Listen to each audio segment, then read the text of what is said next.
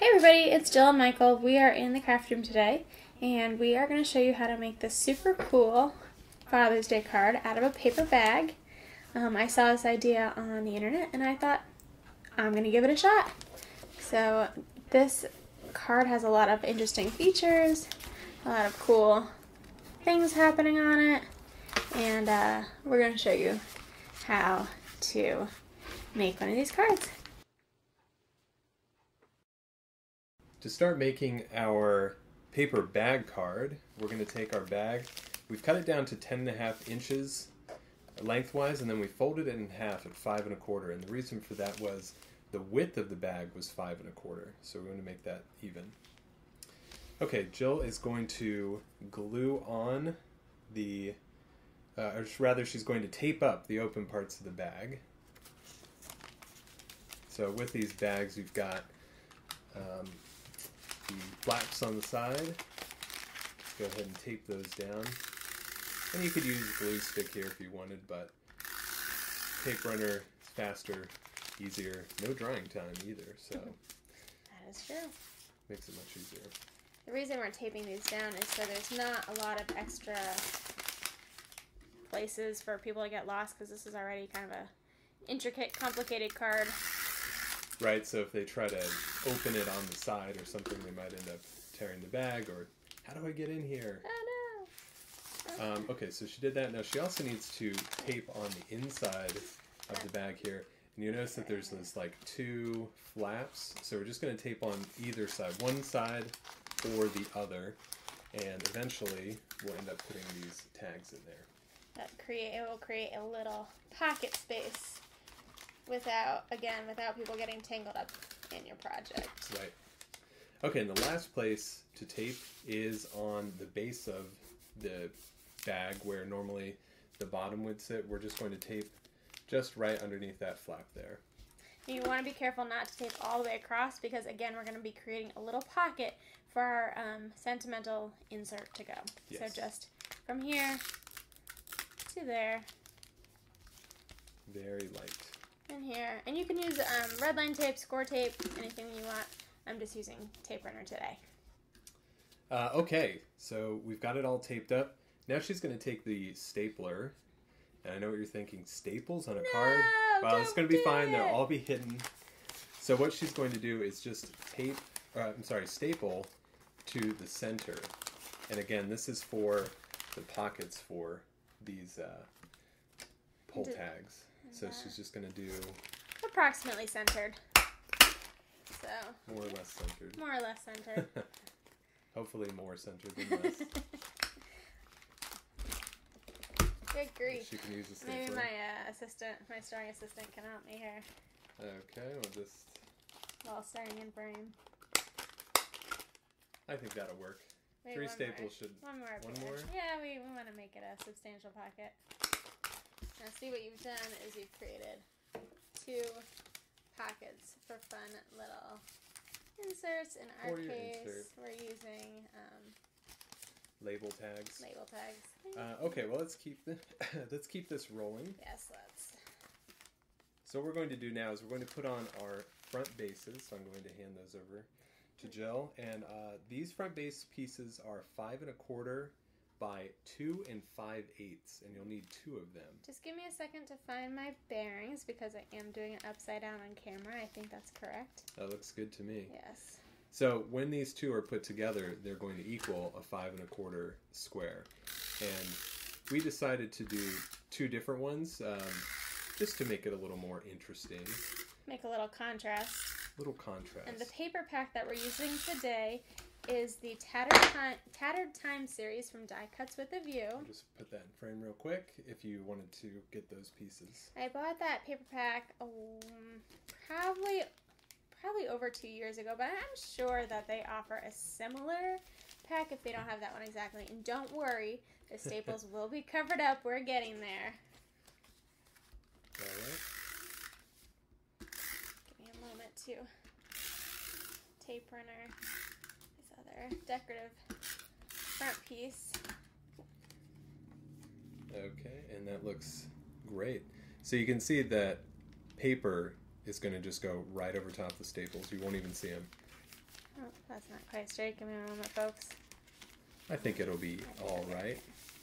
It's distressed. It is distressed. You're right. That's the theme of this project. And for fun, I am going to put some ribbon over top of here so you won't see where the paper seams come together. Now what I want to do to the end here is to make it just a little flourish.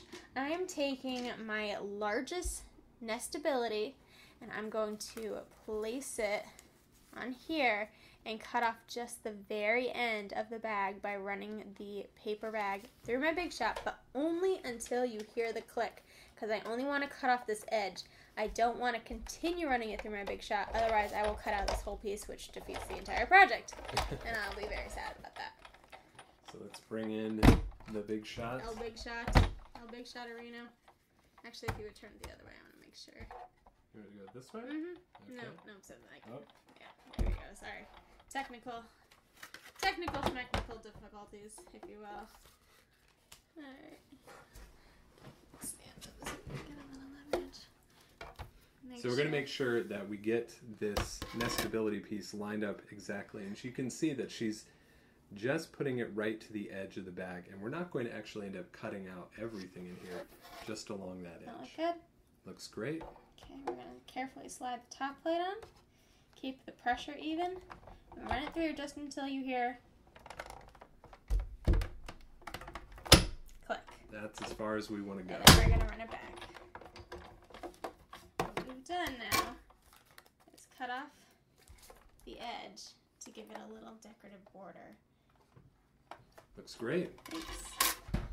Okay, so I think we're ready to put the pieces. Oh, we want to put on the ribbon on the front? Yes. Okay. Here's the ribbon. I am using some black velvet ribbon from the brand Celebrate It. I believe I got it at AC Moore or Michaels, probably for $1, because I Who like a can deal. say no to a $1 ribbon? Because I like a good deal. Let me go ahead and cut that down to size. And if you want, you could have also attached the ribbon, like if you wanted to like pre-attach the pieces to each other and then attach the ribbon. Anyway, you know, everybody has their own ribbon method. I'm going to go ahead and put a little hot glue on the back of this ribbon to make sure it stays down nice and good.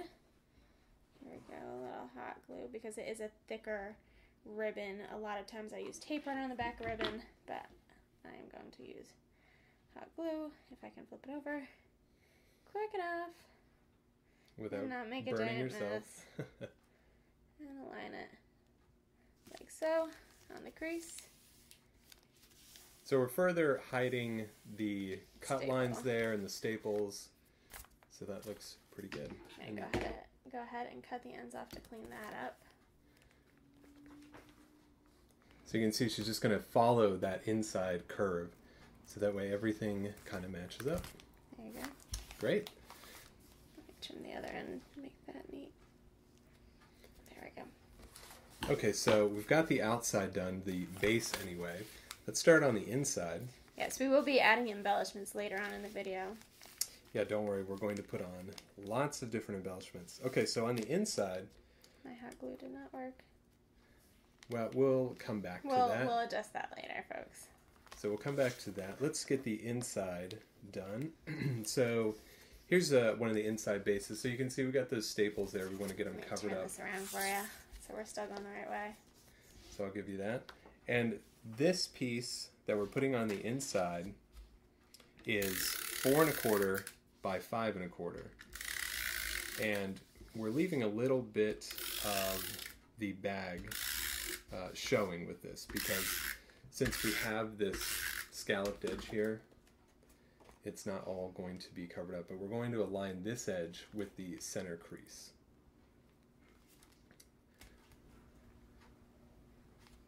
And so you can still see a little bit of the bag, which I think is okay, because you want people to know that this was made on a bag. The next piece that we have is this inside strip that's going to go right here between the fold line and our flap, and that inside strip is 2 inches by 5 1/4 inches.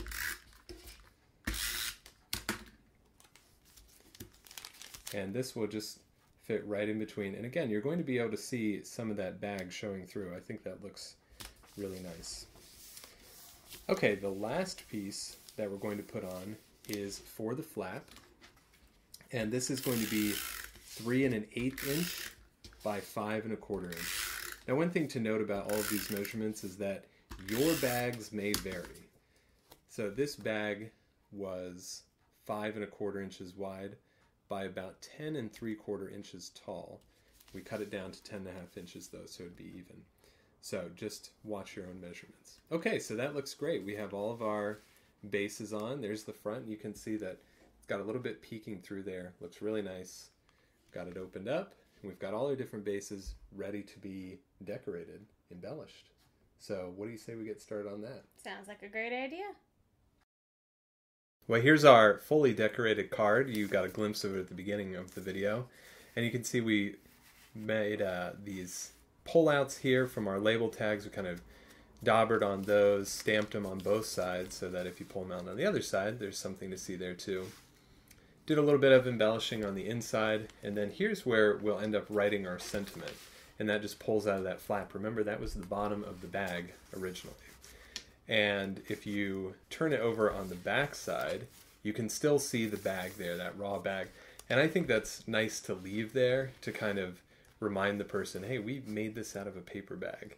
So I think this is a really great masculine Father's Day card, and we hope that you give it a try. And if you do, make sure you post a picture of it in the comments below. See you next time.